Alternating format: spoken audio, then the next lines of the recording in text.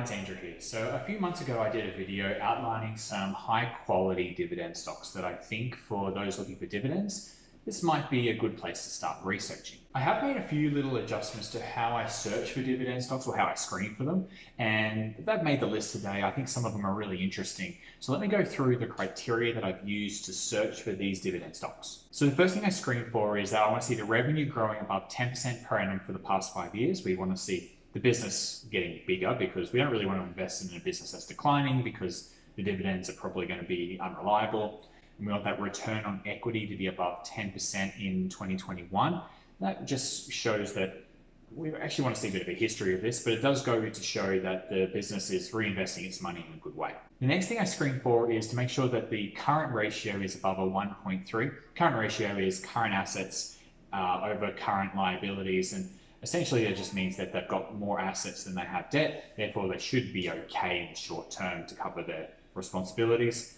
Then I look at the cash from operations, and I want this growing at 10% per annum for 5 years. This essentially is where I calculate free cash flow for the business, so the money that gets sent to shareholders in dividends. We want to see the money that they're using for this, we want to see that getting bigger, essentially. Now, another thing I've screened out is I've excluded China, Russia, India, Korea, South Africa, Egypt, Malaysia, Hong Kong, and Taiwan. Now, the reason I've done all of these countries is because, firstly, it's really hard to access the stock markets in these places. Some of them are Russia, for example. I don't want to invest in any Russian companies because I don't want don't want to support any of the companies that are paying tax because that tax money is going to support the war, and I don't want that. Anyway, there's lots of reasons, but I've ruled all these countries out for some sort of reason. Now, regarding the dividend yield, I've screened for it has to at least have a 2% yield at the moment. And the dividend per share, I want to see it growing at above 5% per annum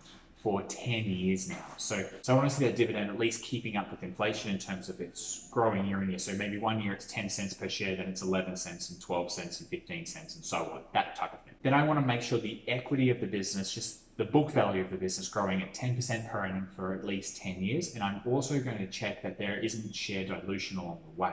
So if essentially it's just the size of the business getting bigger over time, it just generally means the business it's growing. So I've gone through with this screener and filtered out what I think are the interesting ones. I'm sure you haven't heard of all of these before, so I think everyone will find something new here.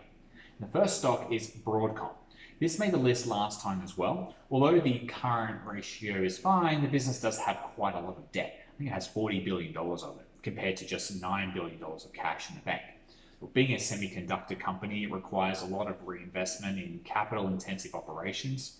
I really don't know much about this business, but with all that debt, I definitely think you should investigate the debt and the business model before you go chasing the dividend. But for those who have been able to get comfortable with this investment, it has been an amazing investment over the last decade, which about a 32% compound annual growth rate in the stock price. And that's not including the dividend, you get that on top. So this would have just been a massive winner.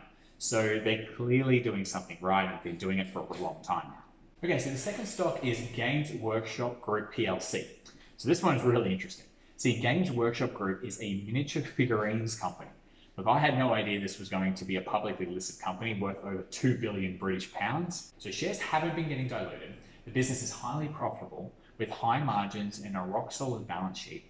Look, this is a weird business that I have no idea about the industry whatsoever, but it seems like a cash flow machine, and it's got a growing dividend.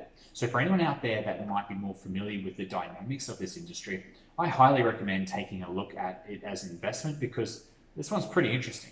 Look, the business really, by the looks of things, started to take off in 2017. Not sure what exactly happened around that time, but look, it's been going gangbusters since 2017 at a 50% compound annual growth rate in those years. Now, to invest in companies from many countries of the world like the ones on this list, you will need a broker that can do it. Interactive Brokers is what I would highly recommend. It's what I use. There's a link in the description to check out a demo account and to see if you like it before signing up. Now, while you're there, I also have a link to my e-magazine that I put out each month.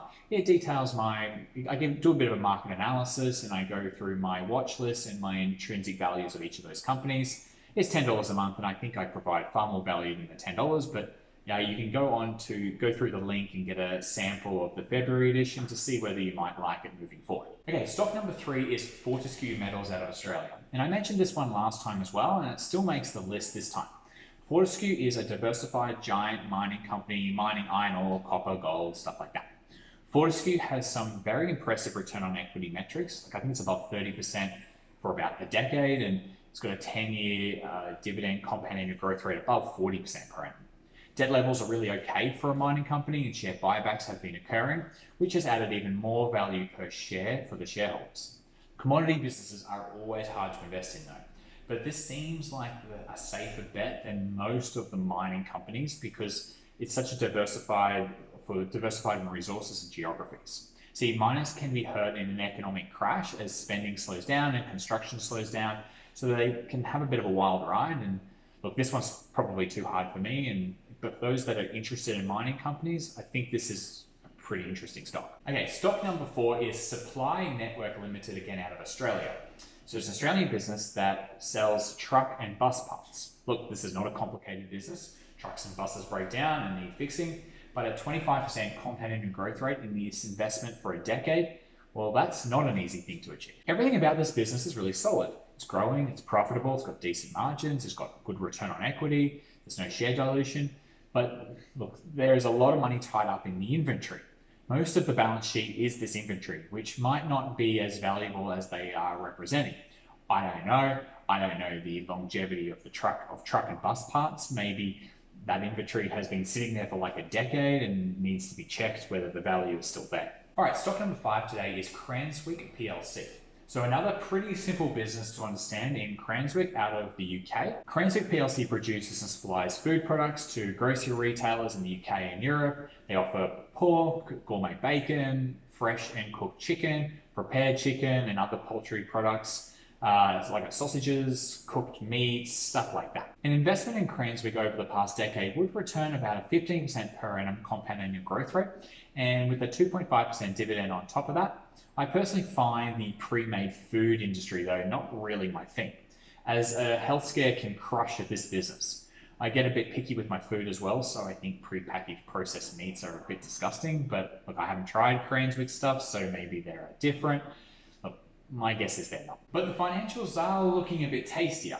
Very solid across the board with very low debt. It's a growing business, consistently profitable. Overall, it's very stable. Now, stock number 6 is the Firefly AB, and this one is out of Sweden, and I'm not familiar at all with any Swedish companies, so this is quite far off my radar. Firefly make fire alarms for the manufacturing industry, so specialized equipment that is important and probably needs a lot of maintenance. It's a small cap company. It's only $50 million in size, but the business has grown consistently at about 18% per annum compound annual growth rate as an investment for about a decade. Look, I'm sorry if you can hear a baby crying. It's my niece upstairs. Don't worry, my mom's there looking after her. It's all okay. Now, share dilution hasn't been happening, which is great. Gross margins are growing. There's zero debt, plenty of cash flow, and a really strong return on equity. Look, another seemingly stable business that has just been quietly doing its thing for a long time. 2.5% dividend yield as well, which is nice. This one looks interesting, and maybe I'll dive into the valuation of this at some stage. I still need to get a feel for management as well. I have no idea what's going on there. Maybe they're paying themselves ridiculous salaries. I don't know. All right, some interesting growing dividend players that you might consider for those out there chasing dividends. I think a growth plus dividend strategy might actually be a pretty decent idea, as long as the growth is there and the management team prioritizes that. Look, it's still a lot of investigating to do, but it's a pretty interesting screen here to run. Thanks for staying to the end of this video, and I'll see you next time.